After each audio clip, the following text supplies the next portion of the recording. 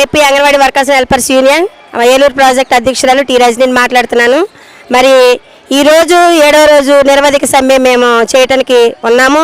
ఈ 7 రోజుల నుండి మేము నిరవధిక సమ్మె చేస్తుంటే కనీసం సీఎం గారు న్యాయమైనటువంటి డిమాండ్ పరిష్కరించపోగా మా మీద అనేక తీవ్రమైన ఒత్తిళ్లు తీసుకొచ్చి మరి ఈ నిరవధిక సమ్మె నిర్వీర్యం చేయడానికి ఎన్నో ప్రయత్నాలు చేస్తున్నారు. మరి సీఎం గారు ఇప్పటికైనా మీకు చెప్తున్నామో మా న్యాయమైనటువంటి డిమాండ్లు ఎక్కడైనా మీరు పరిష్కరించకపోతే ఈ పోరాటం ఇంకా ఉధృతం చేస్తామని తెలియపరుస్తున్నాము.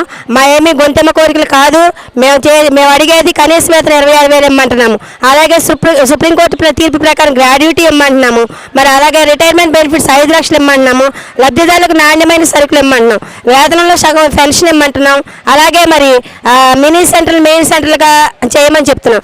ఈ విధమైన న్యాయమైన కోరికలతో మేము రోడ్డు మీదకి వస్తే మేము చేసేదేదో మేము మీరు ఇచ్చినటువంటి ఆ యొక్క పాదయాత్రలు ఇచ్చినటువంటి హామీని నెరవేర్చమని అడుగుతున్నాం. ఈరోజు తెలంగాణలో 18,500 జీతం వేస్తున్నారు.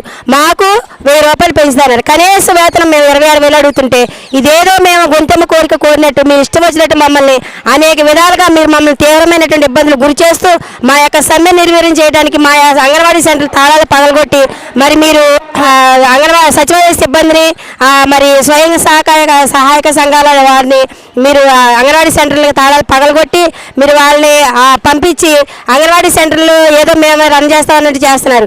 అంగన్వాడీ సెంటర్లోకి ఈవేళ సచివాలయ సిబ్బంది మరి చిన్నపిల్లల బరువు యంత్రం మీద ఉయ్యాలుతూ బ్యాట్లాడుతూ అలాగే మరి ఇంకా పిల్లలకి ఇచ్చేటువంటి గర్భవతుల బాలింతలకు ఇచ్చే పోషకాహారం వేరుశనగ చిక్కీలు వాళ్ళు తింటానిక మీరు అంగన్వాడీ సెంటర్ తాళాలు పగలగొట్టింది ఒకసారి మీరు గమనించండి. ఇటువంటి న్యాయమైనటువంటి కోరికలకు మీరు కనుక తీర్చకపోతే ఇక రానున్న కాలం తగిన బుద్ధి చెప్తామని మరి మేము ఏపీ అంగన్వాడీ వర్కర్స్ హెల్పర్స్ యూనియన్గా మేము హెచ్చరిస్తున్నాం.